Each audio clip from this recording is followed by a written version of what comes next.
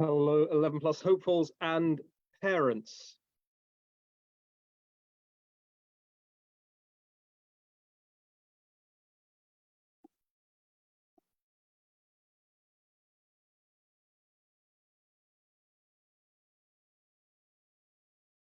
Testing. Okay, I'll give people a few more seconds to arrive because I see there are 3 people here at the moment. I'm guessing one of them is me, one of them is my son, and one of them is someone who is not related to me, nor I myself. So hello to you.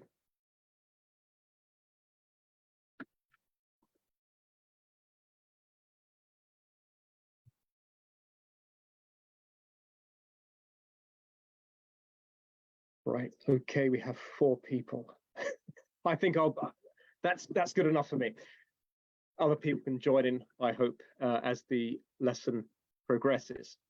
So yes, welcome 11 plus hopefuls and parents, though I'm not sure I have enough critical mass at the moment to have both of those categories of people. Oh, we've got 6 people. So yeah, hello everyone. Glad to have you here for this Excel in English lesson, part 3. One thing that I've promised myself, having watched the last lesson on playback, is to reduce significantly the amount of times I say okay and so. I was rather alarmed at the amount of times I said those words, so I'm going to try and avoid saying them today. I should be wired up to some kind of contraption that gives me an electrical shock every time I say those words, but I'm not. So today's lesson is on word classes. You might be thinking, word classes, they're rather basic. I know my word classes: nouns, verbs, adjectives, adverbs, conjunctions, prepositions, determiners. Why are you doing a lesson on those? Well, I hope to be putting word classes into teaching them in a new way, in a way that ultimately will help you with your comprehension and possibly also with your creative writing. So we're going to do some conceptual work first, and don't be put off by that if you're here for practical stuff, because we will start conceptually and then we will bring things down to earth, as it were, and look at some practical stuff. Hello, Manur. Nice to see you in the lesson. I'm checking my chat as we go. I finally got the hang of observing the chat and presenting at the same time. Before the lesson begins properly, just a little bit about me. So my name's James. I'm a tutor at 11 Plus Prep School, which is an online small group tuition service, if you like. We also publish materials now as well, and we've just opened a shop recently where we sell stuff. So if you are interested in tuition, you can see our available courses there on the bottom right. So we have all subjects classes if you need tuition in all subject areas, and we also have subject-specific classes such as English graded depth or maths graded depth or reasoning graded depth, should you just need tuition in a particular area. The information is on our website, 11plusprepschool.co.uk, as is our brand new shop. And we can also be contacted via WhatsApp or the phone more traditionally on 07736 252 419.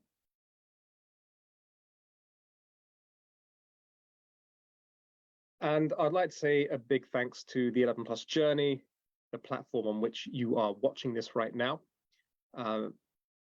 You probably know this already, but I shall say this nonetheless, just in case you have followed me here from somewhere else and not via the 11 Plus Journey. So the 11 Plus Journey is a community of parents and educators involved in the overall development of children through academic excellence. You can visit their website, the11plusjourney.co.uk, for more resources. And this video lesson will also be available on the 11 Plus Journey YouTube channel shortly hereafter. And there are other great videos by a host of great tutors and other experts on the 11 Plus Journey YouTube channel. So check it out.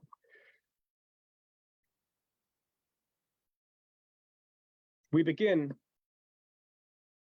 with a passage from A Christmas Carol by Charles Dickens, which I'm going to read to you.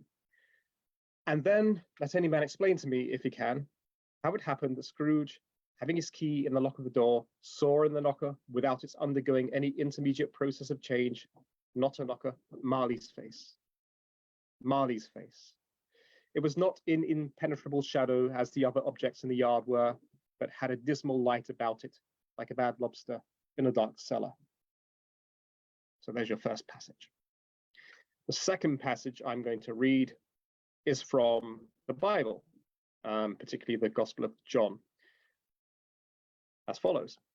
Then, when Mary was come where Jesus was and saw him, she fell down at his feet, saying unto him, Lord, if thou hadst been here, my brother had not died. When Jesus therefore saw her weeping, and the Jews also weeping which came with her, he groaned in the spirit, and was troubled, and said, Where have ye laid him? They said unto him, Lord, come and see. Jesus wept. Then said the Jews, Behold, how he loved him. Have you noticed something about both of those passages? It's quite obvious because I've put that important thing in red. If you've got any idea what it is, tap it in the chat. There are 9 of you I can see, so don't be shy. There are 11 of you, so do not be shy. Any idea why I've highlighted those 2 bits?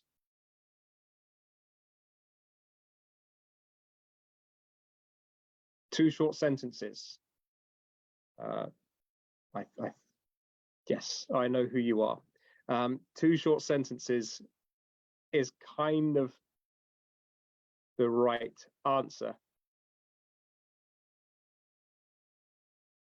Yeah, so I've got several people saying short sentences. So they are short sentences. In particular, they are 2-word sentences. Yes, someone has said they only have a subject and a verb. Someone said emotion on face. Interesting, interesting. 2-word sentences is the answer. We have 2 2-word sentences. And interestingly, one of those is a complete sentence and one of those is not. The one which is the complete sentence is Jesus wept. The one which is incomplete is Marley's face. Reason being, well, does anyone know why Jesus wept is a complete sentence and Marley's face is an incomplete sentence? I'll give you a few minutes in the chat to answer this.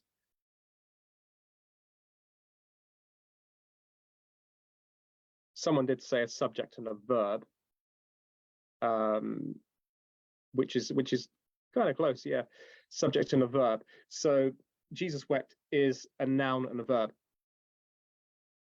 And Jesus is the subject of the sentence. So yes, that is the right answer. And Marley's face is a noun and a noun.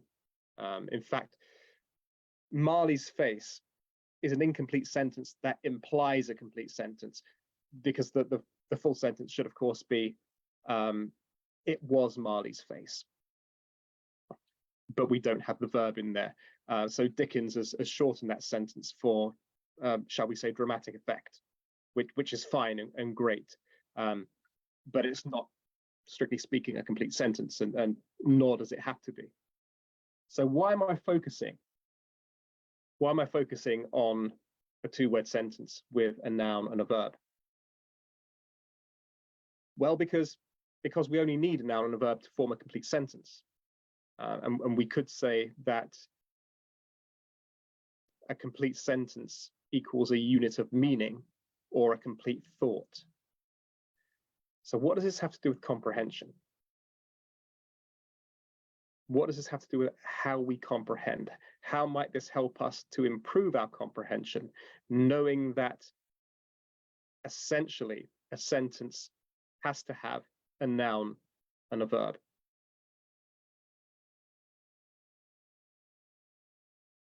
Well, what is a noun?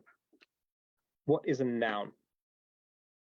As I say, this might seem basic to some of you at the moment, but I will push onwards onto more conceptual things in a minute. So I'm just checking the chat. What is a noun? Anyone tell me what a noun is? Yeah, a person, place, or thing.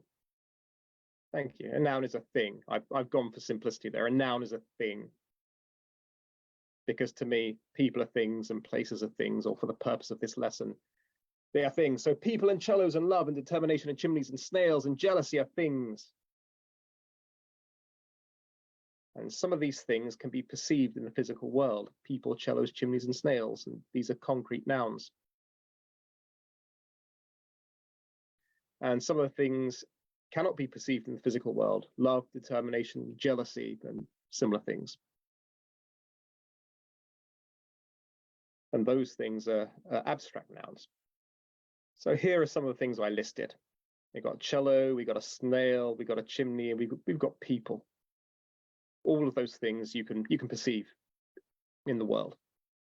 And I haven't got pictures of love or determination or jealousy or hatred or hope or faith or any of those things, because those things, they don't have any tangible form. They exist in some kind of abstract realm. You know, I could represent love with a love heart, but we can only represent the abstract symbolically.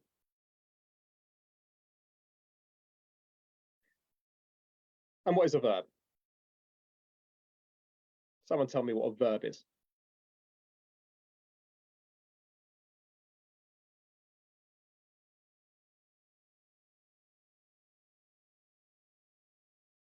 A few minutes in the live chat to... Yes, a doing word, such as strangling. Well, it's interesting that you should think of strangling. That's the first action you should think of. Okay. That amused me, so I'll allow myself that little okay that I just muttered. Yes, it's a doing word, a doing or being word. That's right, it's a doing or being word. And it's very important we include being, because that's very relevant to what I'm going to talk about. So a verb is an action or state. It's doing or being. So doing is an action and being is a state of existence.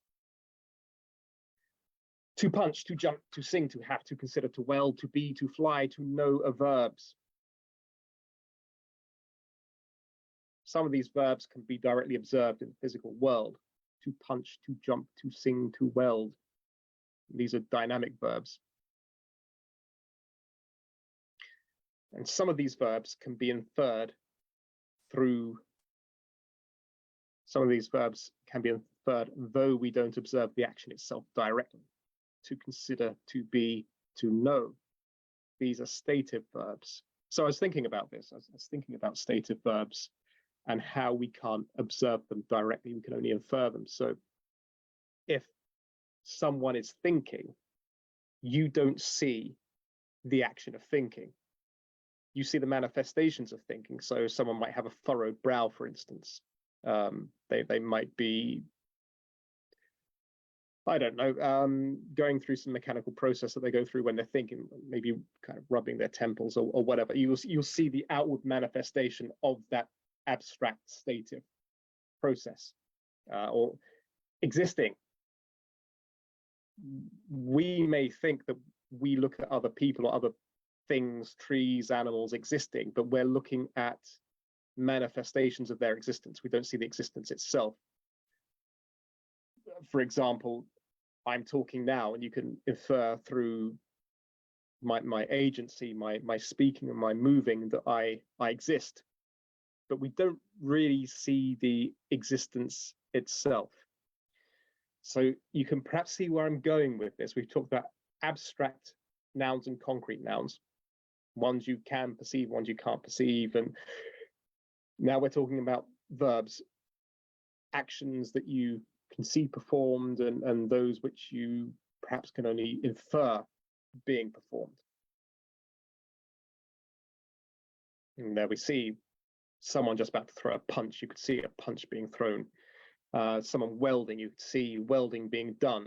A little girl singing, you can see the song being sung with a singer singing. You can perceive, you can hear the singer singing, I should say. You can see people jumping, but you can't really see consideration. You can't see the process of considering. You can see the manifestations of that process. You can't see knowing, but you can see manifestations of someone knowing.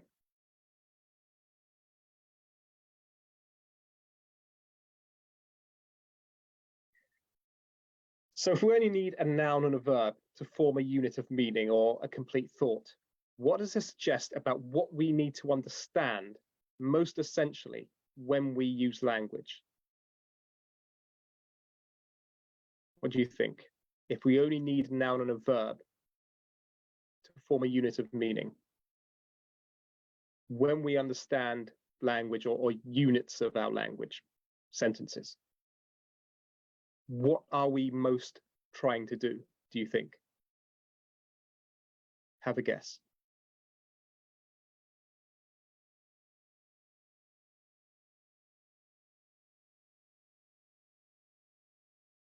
Anyone?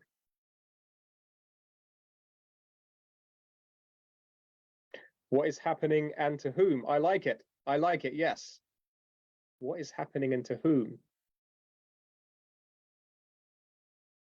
There is the universe. So we're going into space now. There is the universe. Or at least a part of the universe, because the universe is everything. That's a philosophical point for consideration. But I could have equally represented the universe with a wardrobe or a dog basket or a country or a planet, but I've gone for this expanse of stars.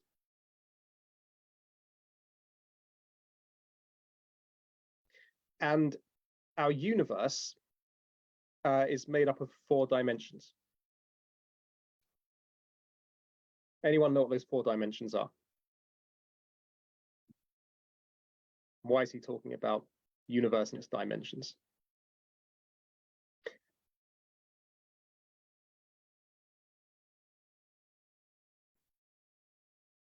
Well, I'm going to tell you. So the 4 dimensions are height and width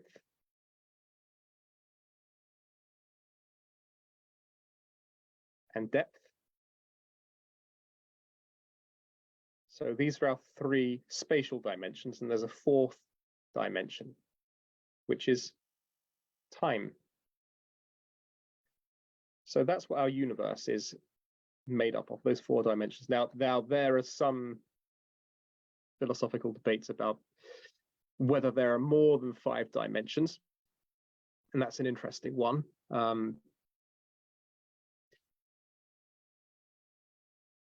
I was going to talk about Salvador Dali's hypercubes, but I won't go down that path right now. But yeah, let's just accept that there are 4 dimensions, 3 spatial ones and time. What does this have to do with nouns and verbs? Well, a noun is a thing, and a thing exists in 3-dimensional space. So we're talking about concrete nouns here. So a cello, for instance, will exist in 3-dimensional space, and it will exist in 3-dimensional space, and it has 3-dimensional space. It has a length, a breadth, a depth. A sheet of paper is 3-dimensional. You may think of it as being 2-dimensional, but it's actually 3-dimensional. And everything does something. So everything every noun does something. And when it does something, that something that it's doing is a verb. That is to say, a noun is a thing that exists in space, and a verb is how that thing moves through time. So I think that when we use language, when we write incomplete sentences, ultimately what we are trying to understand is how a thing that exists in space moves through time. That's what I think ultimately we're trying to do. So when we're reading a story, every sentence that we read, what we should first and foremost be establishing is what the noun is and what it's doing. So you imagine if you're watching a film is just a sequence of pictures and sounds where the thing is constantly doing something. And that kind of approximates what you're doing in your head when you're reading. You're trying to form a picture, a moving picture of what the noun is doing, or how an object is moving through space and time. Does that make sense so far?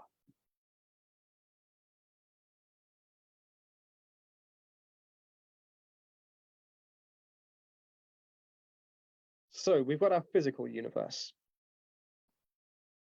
one we just talked about. And we have an abstract universe. So I've represented the physical universe with a field on a nice, clear, sunny day. As I say, I could have represented the universe with anything, a wardrobe or a dog basket or a country or a planet, anything, a spider, anything. But I've chosen to represent it with this field. And the abstract universe, I just represented with a white background because it's the abstract universe and we don't know how to represent it.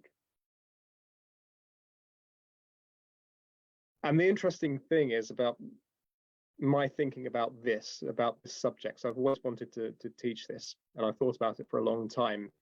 I've kind of convinced myself of this abstract layer of reality, which we interact with, but we don't fully understand. Anyway, so we've got our physical universe, and let's pop a dog in there. Either that's a huge dog or it's a tiny field, but we've got a dog. The dog is our thing, it's our noun. So we've got our thing in physical space, the dog, the concrete noun. And he goes woof. And that's how the thing moves through time. It barks, and barking is a dynamic verb. So any action has time. An action can't be performed without time. And it doesn't need to be a dog barking, of course. It could be I'm presenting. So as I'm presenting, to be able to present this lesson, we need to be able to move through time. If you're playing football, of course, you're playing, the verb needs to move through time. So it happens over a period of time. It's executed over a period of time. So that's clear, I think. In our abstract universe, we have love, let's say. And I've got to represent that symbolically with a heart. We all understand what the heart means, even though it's just an organ that pumps blood around your body. We still use it as the symbol for the seat of, say, arduous feelings or romantic feelings, or the seat of our charisma, whatever it may be. So the thing in abstract space is love, and it's an abstract noun. Oh, what's happened there? We've got a plaster, a couple of plasters. Love hurts. It does sometimes. How the thing moves through time, it hurts, and hurts is a stative verb. So notice here, we can't perceive love. And we can't think in the same way of hurting moving through time. And it must move through time in some sense, but we don't fully understand how. So let's compare that with our dog woofing. When a dog woofs, we can perceive that moving through time, that woof. It will last maybe a second or so. Or if someone's playing a football match, we can expect that action or those series of actions, the playing of the football match, to last around 90 minutes. So we can conceptualize the time frame in which that verb, that action occurs. Now, when we talk about love hurting, for instance, we can't really understand the noun, and we can't really measure the time over which the hurting occurs either. It's a very vague and woolly thing, and very strange. So this abstract realm seems to behave in a less predictable way, or a less comprehensible way than the physical realm. And that's interesting, I think. Yes, love isn't literally hurt, it's a feeling or a symbol. That's why it's called an abstract universe, yes. So with concrete nouns and dynamic verbs, space and time are perceptible and measurable within the limits of human understanding. But with abstract nouns and stative verbs, space and time are not perceptible or measurable in any obvious way. And I'll talk more about this later and make it clear what practical application this has. But first, I just want to say that the physical and abstract universes are not exclusive. They don't exclude each other and function independently. They can do throughout. And part of the question is when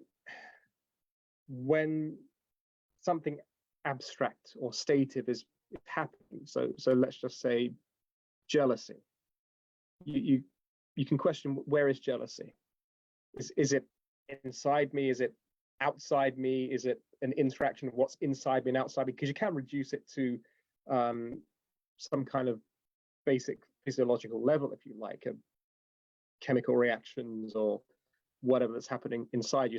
So it's quite interesting to think about where these abstractions exist. Do they exist, psychologically? Do they exist physically? Do they exist spiritually? Have a think about that, because thinking about abstract things does make you more brainy, and that's what we want. Anyway, not to go too far down that road, let's bring our dog back. We've got a thing in physical space, our dog, our concrete noun. And our dog can love. Yes, he does. Reminds me of the Cat Stevens song, actually. I love my dog as much as he loves me. So love is a stated verb. You can love another physical thing, as we do. And this dog loves his bone. So the bone is a thing in physical space. So it's like the dog, the physical thing, acts in the abstract realm to love, and that love in the abstract realm is applied to another physical thing, the bone. So I just want to say that, just in case you think, oh, James is saying that physical things only happen in the physical universe and abstract things in the abstract universe, and never twain shall meet. That's not the case at all. So bear that in. So if you agree with me, and this is just my understanding of things, just my understanding of what we as human beings with a complex language are seeking to understand, if you agree with me about that, then we want to understand how a thing that exists in space, the noun, moves through time, the verb. You can disagree with me. I may not be right about this. But we have the dog barks, we have Sarah runs, we have Bob vomited, we have Amina sleeps. We have the dog loves the bone. Yes, someone says it's not just for love, but can be any feeling such as hate, Also, the feeling can be given to something else. For example, the lion hated the tiger. Yes, that's absolutely right. So I don't mean to say that love is the only abstract thing. There's love, hate, jealousy, determination, faith, hope, charity, and many, many, many more besides. And I was going to do loads of slides on all the different kinds there are just to reinforce the point. But time being what it is, I decided to stick to one. But yeah, don't kind of get hung up on love. Yeah, anyway, Sarah hated John. Bob pierced his ears. Amina asked her mother. So we've got two groups of sentences, and both refer to a particular type of verb. Does anyone know? You might not have learned this for the 11 plus. I've never seen this come up in the 11 plus, so I'm kind of maybe teaching you above what you need to know here, but it's good to know anyway, because this all ties into what I'm teaching you.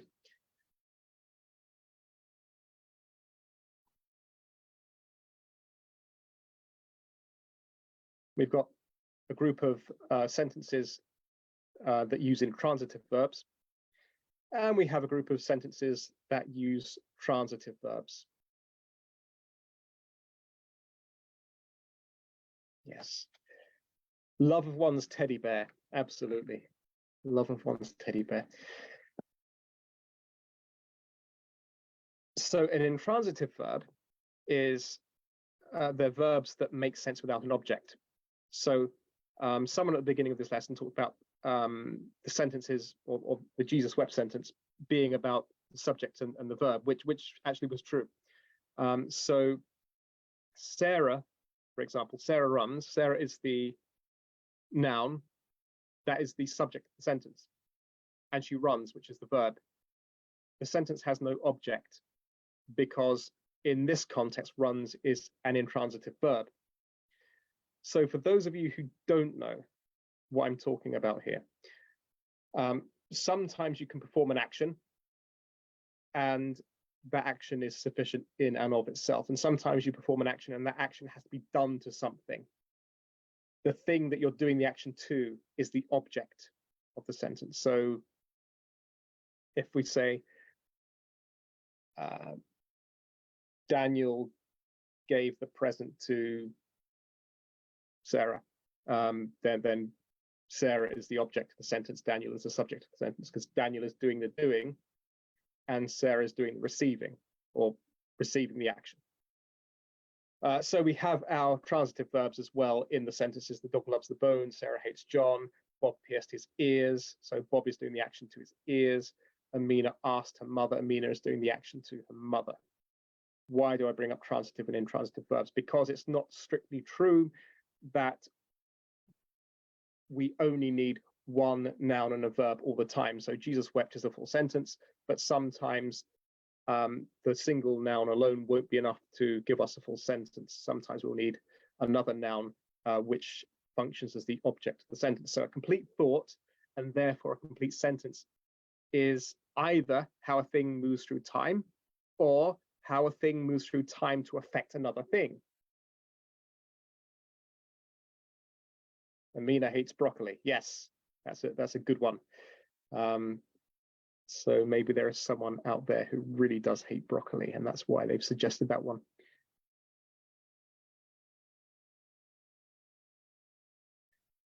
So that's nouns and verbs that I've taught you about. But what about other word classes? Well, I think there are 4 very important word classes. If you agree with what I'm saying, there's 4 very important word classes, and they're not the ones that you think. So usually we get taught nouns, verbs, adjectives, and adverbs. These are the most important ones. And there are some other word classes too. I don't think that. I think that most important word classes are nouns and verbs for reasons I've demonstrated, and conjunctions and prepositions, because it's the conjunctions and prepositions which also help us understand, shall we say, space-time events, how a noun a thing moves through time, how a noun performs a verb. I think prepositions, seen in that context, prepositions and conjunctions are far more important than they're given credit for. And I would relegate in importance adverbs and adjectives and determiners and pronouns as well. Though they're important, I'm not saying disregard them at all. But I'm saying if you want to understand fundamentally what we are trying to do when we say read a sentence in a story, they're the things that you need: the noun and the verb, the preposition, and the conjunction. And I'll tell you why. In our universe somewhere, we have a cat in a box. So in the part of the universe called the box, we have a cat. The cat is in the box. This is our preposition. A preposition is a word that tells you the location of, direction of, or relationships between things in space and time. Yes, a modal verb is a type of verb. Someone said I've frozen. I hope it's you rather than me. Or if I have frozen, I hope I have unfrozen. But yes, a modal verb is a type of verb. Someone says that's correct. So a modal verb is a helper verb. So you get a modal verb alongside another verb. So we could go to the shops tomorrow. So could helps the verb go. I didn't talk about modal verbs. I'll save that for another time. So yeah, a preposition is a word that tells you the location of, direction of, or relationships between things in space and time. And I love prepositions. They're my favorite type of word class. I love them. I love them because they get abused so often by everyone, including I misuse prepositions myself, and I kick myself when I do, but I think they're incredibly important because they tell us, they locate us in space and time, or they show us the directions of things in space and time, or they show the relationships between in space and time. So here they're saying that we've got the cat, we've got the box somewhere in the universe, and actually the cat is in the box in the universe. We could say the cat is on top of the box, and that relocates the cat somewhere in the universe. It's on top of the box now. We'd say the cat is beside the box. Now the cat's relocated in the universe. It's beside the box. The cat's under the box. Hopefully it's not a heavy box because it'll be a squash cat. But yes, prepositions. Or we can say, Bob walked with Amina through the forest. So we've got some other prepositional information that shows us the relationship between two nouns, or indeed two or more nouns in the universe. So I think prepositions are really important. Let's have a look at another one here.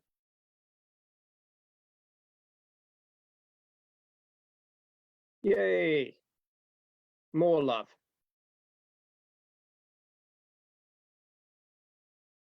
They were in love. They were in love. So I include this. I believe I've got one example of every word class, but I've got two of prepositions because I love prepositions so much. But I just want to show you how much the meaning of something changes when it's concerning the abstract realm. So they were in love. Love here is an abstract noun. Well, I've never seen that before. I'm just looking at my phone, looking at the chat. I just saw a emoji float up my screen there with a smiley emoji. So I don't know if someone's confessing to inhaling helium or something like that. But anyway, yes, they were in love. Well, where is love? Love is in the abstract realm, but they're in it. Is that somewhere inside one of them? Is it somewhere inside both of them? Is it like a shared space inside two people? Does that mean these two people are united in some kind of abstract way that we don't fully understand? Is that love outside of them? Where is that love that they are in? I do think this is more than just a kind of peculiarity of language.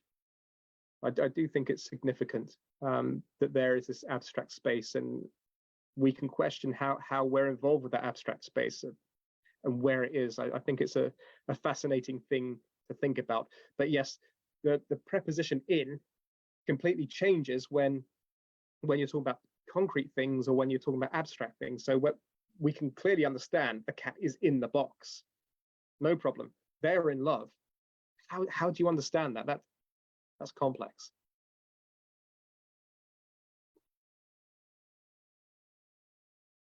And the next thing I want to talk about is the conjunction. The conjunction is something that I find incredibly important to comprehending space-time events, nouns doing things doing things, nouns doing verbs. If you see what I mean, I think conjunctions are incredibly important. So she goes to ballet and swimming on Saturdays. So a conjunction allows us to express more than one space-time event in a sentence. That's what I think a conjunction is. So I do like it when the conjunction is a small word, or a small word with no further explanation than that. But this is my further explanation. A conjunction allows us to express more than one space-time event in a sentence. So we've got a noun doing a verb, and a conjunction allows us, in a single sentence, to understand what another noun and verb are doing, and maybe another noun and verb are doing. And isn't the only conjunction, of course. There's but, nor, or, I'm on the spot now, I can't think of them, fanboys, for, and, nor, but, or, yet. I think someone correct me if I'm wrong, and there are other conjunctions still. But for me, a conjunction is kind of like a Boolean operator that allows you to, express more than one space-time event in a sentence. And I hope you are with me when I say space-time event. I just mean when a noun acts it through space and time.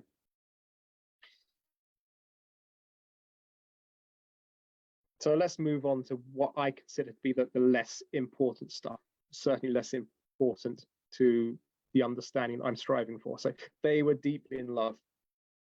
That's an adverb. So let's bring our young couple back again. There they are. They were deeply in love. So deeply here is an adverb, and it tells you a quality of a verb or an adjective or another verb. So most of the time you think of an adverb modifying a verb, which is true, it does, but an adverb can also modify an adjective or another adverb.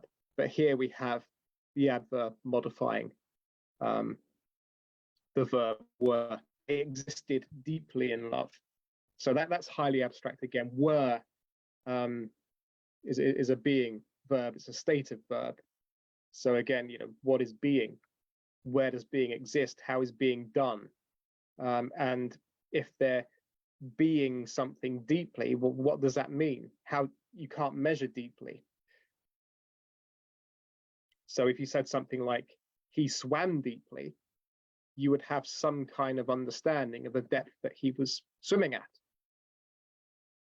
Or he ran quickly, you would have some kind of understanding of the speed that he was running at. But they were deeply in love. How do you measure that? I've heard parents kind of arguing with each other in a jokey way, saying, well, I'm the mother, so I must love the kids more deeply than you do. And when I hear that, I think, well, how do you know? How do you measure that depth? Because that you don't even know where that depth exists. So how can you go there with your ruler and measure it? Anyway, that's adverb.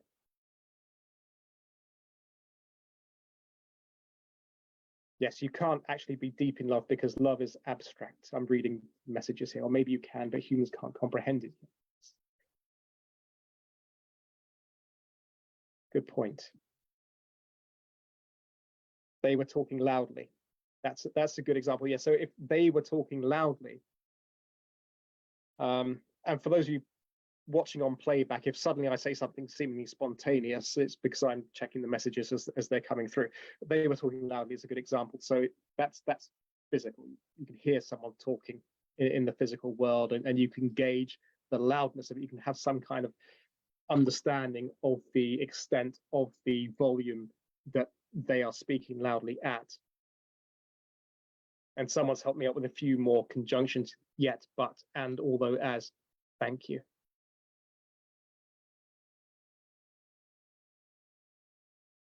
The purple flower flourished. I hope you like my artwork, by the way. I didn't think I had it in me, but I quite like that flower. The purple flower flourished. And the etymologists among you, that's etymologists, not entomologists, experts in the origins of words, not in the study of insects, will be able to tell me that flower and flourished are etymologically the same word. Anyway, the purple flower flourished. Purple is an adjective, and an adjective is a property of a noun. It tells you more about a noun. We know the noun flower is purple, and the noun is a thing that exists in space and time. So this flower that is flourishing in space and time is purple.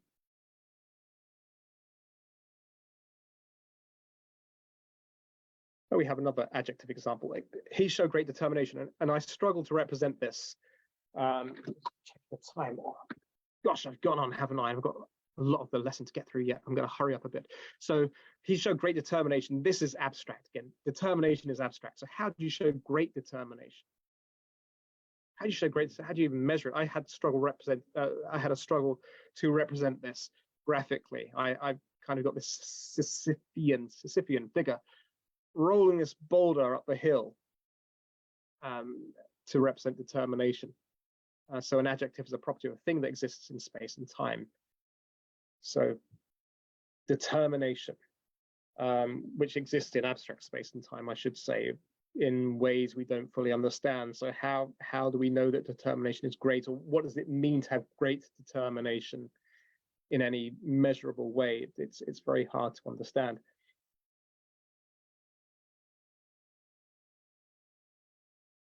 And let's go back to our cat. Once more, the cat is in the box. This time we're highlighting the word the. It's a determiner. A determiner describes a noun. I'm just mentioning this because I feel obliged to mention everything, though this doesn't really suit my purposes. And determiners can have a more kind of rich definition than this, but I think this suffices for the time being. So, or we can say a determiner introduces a noun. So the cat is in the box. So the just introduces cat and box. Or you can have a and an. So those articles are also determiners. Numbers can be determiners as well. So 6 men sat on the bench. So the number 6 introduces the noun men. So that's a determiner. So I just see that as a kind of functional word, and it doesn't really interest me that greatly. But for the sake of completion, I mentioned it. And we have our young couple back again. They were in love. This time, the pronoun. A pronoun replaces a noun or nouns. So it's just a word we substitute for a noun. And that's kind of a mechanical thing, because if we take Oliver Twist, for example, we say Oliver Twist reached the stile. Oliver gained the high road. Oliver sat down by a milestone.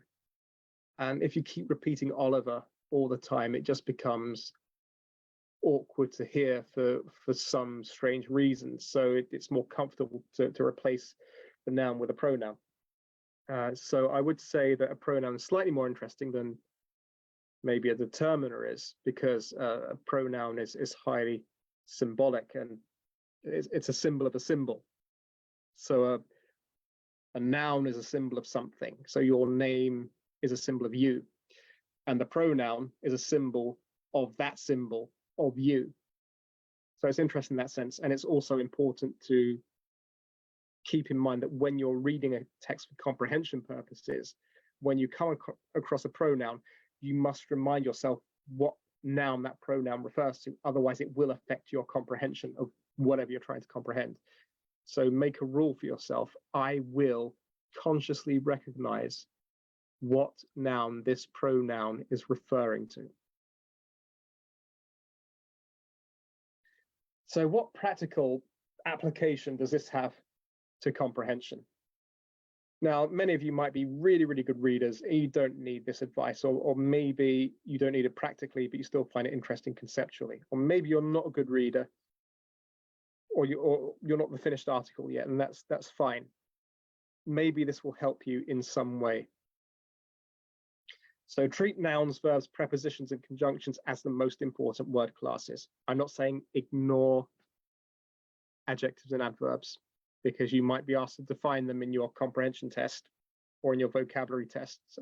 So don't ignore them and don't fail to learn them. They are important, but for the purpose of comprehending things in the way I think things need to be comprehended, let's focus on nouns, verbs, prepositions, and conjunctions. So here we have Oliver Twist. And I'm going to try and apply what I've just said now. And this is the bit I've been dreading. So Oliver reached the stile at which the bypath terminated and once more gained the high road. Let's understand how the noun travels through time. Let's understand the space-time event here. So our noun Oliver reached, that's the verb, the stile. And then we've got, and once more gained the high road. So let's split that into two sentences, because remember I said that the conjunction simply allows us to acknowledge, if you like, more than one space-time event in a sentence. Now, if we're having trouble understanding longer sentences, well, let's just get rid of the and or the conjunction and break the conjoined bits into individual sentences. So now we have Oliver reached the stile at which the bypath terminated, which I think is probably a little bit easier to understand. So our noun Oliver reached the stile. So we know how Oliver is moving through time. He's reached the stile, and the stile is another object. Whenever I've done this with children in my class, no one's ever known what a stile is. A stile, for those of you with more bucolic interests might know, but in the countryside, if you want to get from one field to another, and the fields are separated by hedgerows or fences, you will need to use a stile to cross over to the other side of the field. And it's like a wooden step over platform. So Oliver reached the stile at which the bypath terminated. So we've got prepositional information there about the location of the bypath, which the bypath ends at the stile. Okay, and Oliver has reached that stile. So we split this long sentence into two. So now the next space-time event that we need to understand is Oliver once more gained the high road. Or to simplify that, Oliver reached the high road. And then we've got, it was 8 o'clock now. What does that mean? This is abstract. It means 8 o'clock existed at this point. Though he was nearly 5 miles away from the town, he ran and hid behind the hedges by turns till noon, fearing that he might be pursued and overtaken. So this is quite a long sentence. Again, we can simplify it by breaking it down into space-time events. So he, we've got our pronoun, so he refers to the noun Oliver. Oliver was 5 miles away from town. Oliver existed. At this point in time, Oliver existed at a distance of 5 miles away from the town. And we can even end the sentence there and begin a new one. He ran. Oliver ran. So next space-time event is Oliver runs and hid behind the hedges. So we've got a conjunction there. Well, let's split that off into its own sentence. Oliver hid behind hedges. So this is the next space-time event. Oliver is hiding behind hedges. And then we've got by turns, which by turns is just a adverbial phrase, I think. So we can even ignore by turns. I mean, don't ignore it, because all the words are here because they're important and contribute to our understanding. But if we want to reduce everything to a space-time event, then we just say Oliver hid behind hedges until noon. So we've got a preposition until there, so we know we've got some kind of understanding of some deeper understanding of how this is happening in time. So Oliver did this until noon, fearing that he might be pursued and overtaken. So after the colon, we can even break that into a separate sentence, because that colon there after noon is kind of functioning as an introduction to an explanation. It's kind of saying, and this is the reason why. It's because Oliver was fearing that he might be pursued and overtaken. So let's split that off into its own sentence. Oliver feared that he might be pursued and overtaken. So Oliver feared. Oliver was in fear. And then we can further break this down to Oliver thought he might be pursued, and Oliver thought he might be overtaken. And then we have the next sentence. Then he sat down to rest by the side of the milestone and began to think. Well, we've got the conjunction and there. So let's just split that off and concentrate on then he sat down to rest by the side of the milestone.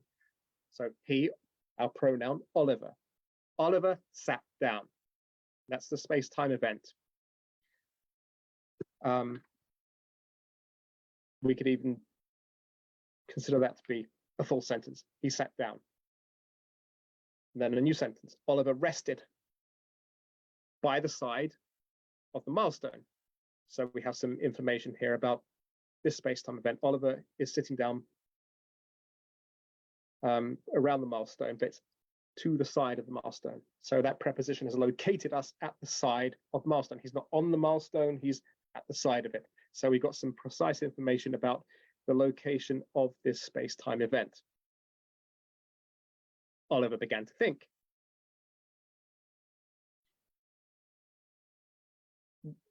We can kind of gloss over for the first time. It's important, but for our purposes, we can gloss over that. Of where he had better go and try and live. So rather unpoetically, we can condense that into Oliver thought about where to live. I'll just do one more paragraph because I've got 2 pages of this and I won't have time to go through it, but you get the gist of what I'm doing, I hope. Now we have the stone by which he was seated. For in large characters an intimation that it was just 70 miles from that spot to London. So the subject of our sentence now is the stone. So the stone, what's the verb? Bore. An intimation that it was 70 miles from London. So the stone, bore, carried. So our noun and our verb, we need to know what it's carrying. It carried the information that it was just 70 miles from there to London. And that's all it's saying. And then we've got the name. By the name, it means London. So London, the word London, awakened. So there's our noun, London, and there's our verb, awakened. And we need to know what it awakened. So it says a new train of ideas in the boy's mind. Well, the boy's Oliver. So London caused new ideas to pop into Oliver's head. That's all it's saying. And we can keep on doing this. We can keep on going through this story, which can be quite challenging because it was written in Victorian times and the sentences are longer in Victorian times than typically they are today. And that's why I chose it. But you needn't struggle with it. I think if you think about it simply in terms of what is the noun doing or what is the noun doing to another noun, then it becomes much easier to represent that mentally and to maintain a mental movie in your head and to see what you're reading as a story. So I just want to move on from this in the last couple of minutes because I did promise to, in the announcement for this, mention show, don't tell. So I should fulfill that obligation just in case you're here for show, don't tell. So how does this help with creative writing, what I've just said? Well, I want to go back to abstractions and the abstract realm. So the pie was nice, which some of my students will be familiar with already. The pie was nice. You've seen this before. Was is an abstract verb. The pie in its existence was nice. So what does that even mean? I mean, we've kind of summarized this niceness of the pie. We've got 4 words there. The pie was nice. And if we're doing creative writing, that's not going to be a very impressive sentence. So when you're doing creative writing and you use a stative verb, always ask, can I use dynamic verbs instead? And would those dynamic verbs do something better for my writing? So let's just expand this. Instead of saying the pie was nice, we can say the smell of the pie wafted around the kitchen. So that's not quite saying the pie was nice yet, but we've rewritten that, so we've got some more dynamic stuff going on. So we've got this smell wafting, and I've put a question mark over smell because maybe smell isn't the most precise word, because smell can mean anything. It can be the smell of something lovely, like an apple and cinnamon pie, or it could be the smell of a sewer. So it's not the most helpful word. So we could say the aroma of the pie. That's a more ameliorative word. The aroma of the pie wafted around the kitchen. So now we're getting towards the niceness of the pie a bit more with these dynamic verbs. We could be a bit more precise as well. We can say the aroma of cinnamon and nutmeg rose from the pie and wafted around the kitchen. So we're really getting towards the niceness now, don't you think, with aroma, wafting. We've got these verbs and these more precise nouns. So more precise nouns and more precise verbs do wonders for your writing. And we still got that pesky pie there. Can we be more precise? Yeah. The aroma of cinnamon and nutmeg rose from the golden crusted pie and wafted round the kitchen. So we've got 2 good verbs there. Now we've got rose. So we can see the aroma rising, maybe clouds of steam carrying the notes of nutmeg and cinnamon from the golden crusted. Oh, nice adjective there. Golden crusted pie, compound adjective, and wafted round the kitchen. Let's make that a bit better. Light from the setting sun sparkled in the crystals of sugar scattered over the pie crust. So look at these nouns now. We've got rose, we've got wafted, we've got sparkled, we've got scattered. And all these dynamic verbs are really bringing to life the niceness of this pie. So much better than the pie was nice.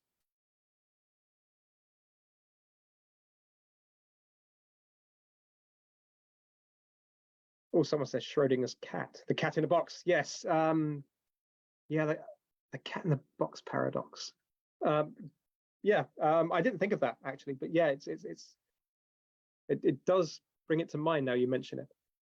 You can't measure the niceness of a pie, and nice isn't a really good word to use. Yeah, that's right. Nice is a kind of iffy word as well. In fact, the interesting thing about the word nice is etymologically it means stupid. So nice comes from the Latin word nescient, ne meaning not, and scient, where we get our word science meaning knowledge. So if you're nice, etymologically speaking, you are not knowledgeable or a bit stupid. The word changed meaning, I think, in the early 20th century. Oh, wow, that wasn't meant to happen. The word changed meaning in the early 20th century, I think, where it came to mean, oh, that's pleasant. But either way, it's not a good word to use. The aroma of the cinnamon nutmeg pie rose from the golden crusted pie and wafted around the kitchen. Light from the setting sun sparkled in the crystals of sugar scattered over the pie crust as my mother cut through the pie. Its pastry softly cracked. So we've got more rich language, which really convey the niceness of a pie so much more than the pie was nice. Warm steam billowed out, eventually clearing to reveal chunks of apple speckled orange and yellow by cinnamon and nutmeg. So let's look at our verbs now. Rose, wafted, sparkled, scattered, cut, cracked, billowed, clearing, reveal, speckled,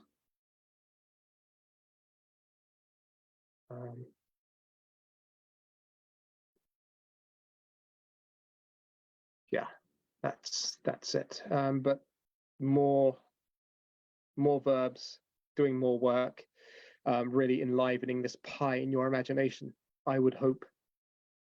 And I slid, there's our next verb, I slid my fork into the pie and ate.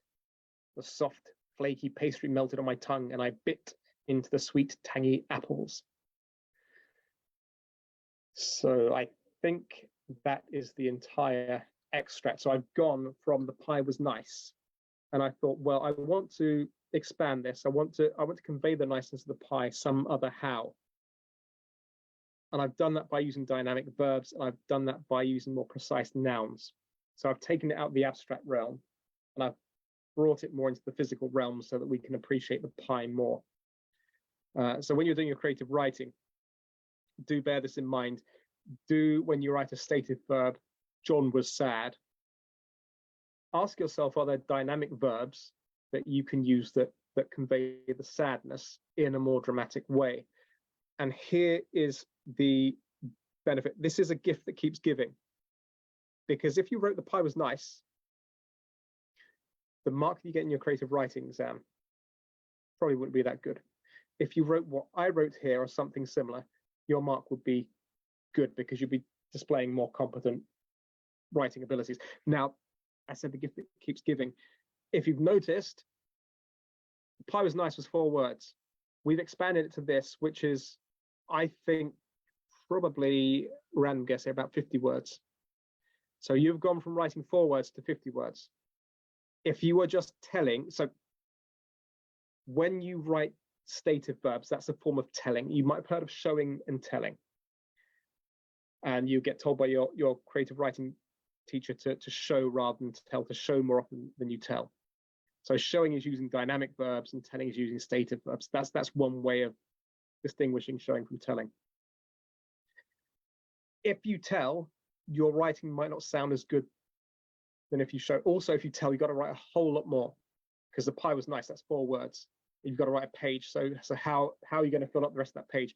If you write this, you fill up half a page already with good writing.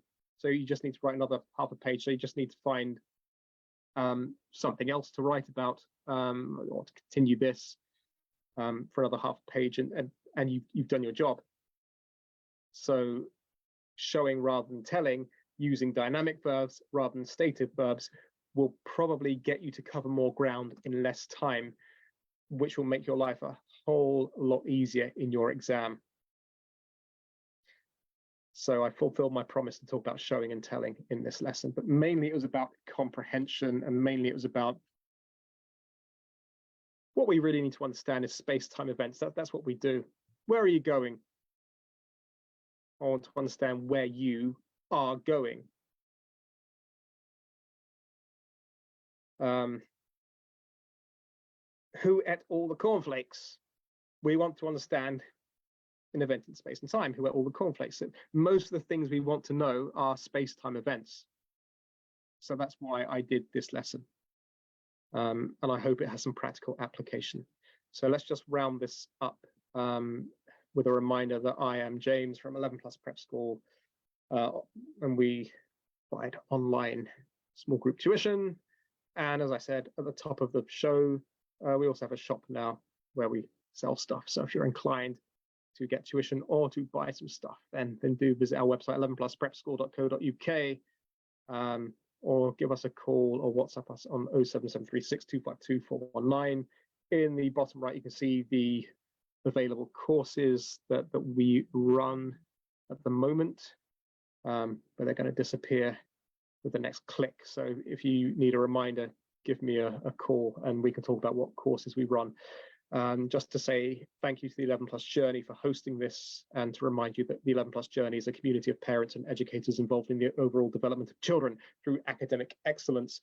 And you can visit their website, the11plusjourney.co.uk, for more resources. This video lesson will also be available on the 11 Plus Journey YouTube channel shortly hereafter. Thank you for your patience, and I hope you have found some of that useful to some small degree at least, and I hope to see you next time. Thank you. Bye.